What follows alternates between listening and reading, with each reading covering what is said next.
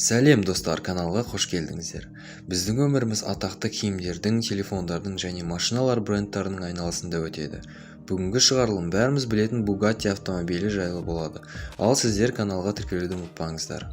Атақты француз автокорпорациясы спорттық суперкарлар шығарумен айналысады. Ал модельдерінің барлығы эксклюзивті болып табылады және көбіне әлемнің қалталы азаматтары тұтынады. Бүгінгі таңда бұл компанияның жасағанын басқалары қайталай алмаған. Ал көліктің жаңа түрі шыққан сәтте сатылым басталмай тұрып тапсырыстар беріле бастайды. Бұл оқиға шамамен 100 жыл бұрын 1909 жылы басталған. Итальяндық талантты инженер Ettore Bugatti фирмасын құрып алғашқы көлігімен жарысқа қатысып та үлгерген. Ettore Bugatti Милан қаласында 1881 жылы әшекей бұйым жасаумен айналысатын Карл Bugatti мен Тереза Лариолидің отбасында дүниеге келген. Балалық шағы ағасы Рембрандтпен бірге Миланда өткен. Екеуі оқуларын бітіріп мүсіншілер академиясына түседі.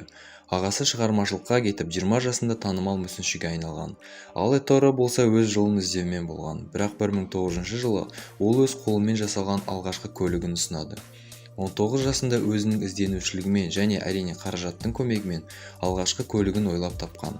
Сол жылдары Милан көшелерімен бумен жүретін көліктерге қарап, ата-анасынан тығылып көліктің сұлбасын сала бастаған. Ettореның отбасы шығармашылыққа жақын болған соң баласының инженер болуын қаламаған. Алғашқы жасалған көліктің басқалармен салыстырғанда таңқаларлық өзгешелігі болмаған. Бірақ талантты жас жігітті инвестор граф Гюнелли байқаған болатын. Ал кейінгі көліктері көрсетілім кезінде жүлделі орындарға ие болған. Кейінгі шығарылған модельдерден кейін Ettореға басқа да инвесторлардан ұсыныс түсе бастайды. 1904 жылы 23 жасында Дидритрих компаниясымен келісімге отырып, техникалық директор лауазымына ие болады. Ол тек қана автомобиль жасаумен ғана тоқталмай, көлік жарыстарына да қатысып отырған. 1909 жылы Bugatti Type 10 атты көлігі құрастырылып шығарылады.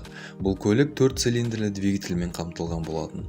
Сол жылы нақты осы көлікті дамытуға инвесторлар табылып, Bugatti'дің тарихы жазыла бастайды. Өзінің жинаған қаражатымен және спонсорлық көмек арқылы Страсбург қаласы маңында Морсхайм қалашығында өндірісін ашады. Осы кезден бастап тағап ішіндес радиаторлы көліктері Еуропаны жаулай бастайды. Bugatti'дің алғашқы модельдері Type 13, 15, 17-лер шыққан. Сырт келбеттерінен айырмашылықтар аз болған. Тек қана дөңгелектерінің диаметрлерімен өзгешеленген. Бұл модельдер Париждағы көрмеге де барып та үлгерген. 1914 жылы Ettореның көлік жарысымен қызығушылығына байланысты Type 16-18 модельдері шыққан. Ол 5 литрі двигательмен қамтылып, спорттық пішінге ие болған.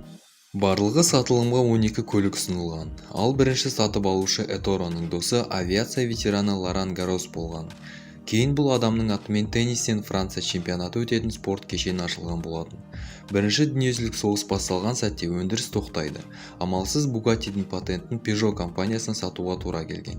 Соғыс аяқталғанда Ettore Францияға көшіп келеді. Ettore Bugatti осы кезден бастап автомобиль жарыстарына қатысатын көлік жасауға бет бұрады. 2 жыл көлемінде жұмыс жасап 1921 жылы Париж автосалонында 8 цилиндрлі мотор мен 90 аттың күші бар Type 28-ді көрсетеді. Бірақ қалаған жарыс автомобиліне әлі де қол жеткізе алмайды. 1924 жылы Bugatti Type 35 армандаған көлігі жарық көреді. Оның автокөліктері Европа Гран-приінде 4 бірінші орынға ие болады. 1930 жылға дейін бұл көліктер серияға шығарылып 336 автомобиль сатып та үлгереді. 20 жылдың аяғында көліктер қатары Type 41 La Royale көлігімен толады. Бұл көлік үкімет қызметкерлеріне арнайылап жасалған болатын. Көліктің іші ағаштан орындалып гобеленмен қапталған және ұзындығы 4,5 метрді құраған, ал салмағы болса 3 тоннадан асқан. Екінші дүниежүзілік соғыс кезінде қымбат автокөлік алуға ешкімнің жағдайы болмаған және Еуропаның жағдайы да нашар халде болды. Концерн құлдырай бастайды, бірақ өзінің атағы мен жинаған қаражатының көмегімен банкротқа ұшырамады. 1947 жылы Ettore Bugatti қайтыс болады. 60 жылға дейін олар 6 дана ғана көлік шығарады. Ettореның ұлы мен ағасы болмаса мүмкін компания мүлдем жоғалып кетер ме еді.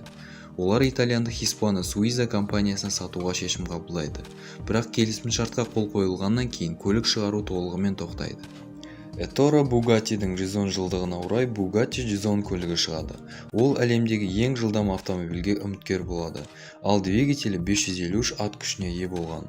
Есіктері арка тәріздес, ал рөлі ұшақтың штурвалына ұқсас етіп жасалған. 1994 жылы 24 сағаттық жарысқа қатысып та үлгерген, бірақ жеңіске жете алмаған. Компания 1998 жылы Volkswagen корпорациясына өткен соң жағдайы жақсара бастайды. Golf шығаратындар мұндай көлікті бұрынғы деңгейге жеткізе алатынына сенбегендер көп болды. Фирманың алғашқы модельдері EB118 купе, EB218 седан көліктері шығады. Бірнеше көрсетілімнен соң гиперкар Veyron'ды шығарады. 2005 жылы Bugatti Veyron $1 700 000 көлемінде сатылымға ұсынады.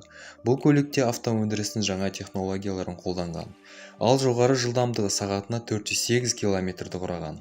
100-ге дейін 2,5 секундта алып үлгерген. 2016 жылы Женева автосалонында гиперкар Bugatti Chiron пайда болады. Бұл көліктің жылдамдығы сағатына 420 км-ді құрайды. Бағасы $2,5 миллион.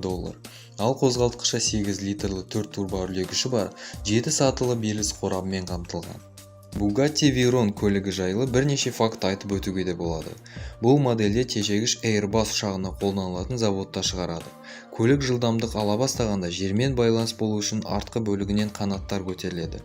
Себебі оның жылдамдығы ұшақтың жерден көтерілер алдындағы жылдамдығынан асып кетеді. Ал автомобильді мұнда жылдамдықта тоқтатуға небәрі 10 секунд қана керек. Бензин бағы 100 литрге есептелген. Бұл көліктің тәбеті жақсы. Қала ішінде 100 шақырымға 47 литр кетеді. Әлі күнге дейін Бугаттидің барлық автомобильдері тек қана қолмен жиналады. Бұл компанияда ұшу да құлдырау да болды. Бірақ та бәріне төтеп беріп, қазірге дейін есі болмаса да өз тарихын жалғастырып келе жатыр. Бұл көлікті байлар ғана міне алады десеңіз де, Ettore Bugatti атты жас өнерпаз осының арқасында өз атын тарихта қалдырды. Осымен Bugatti автомобильдері жайлы айтқым келгені осы. Сізге шығарылым ұнады деген үміттемін.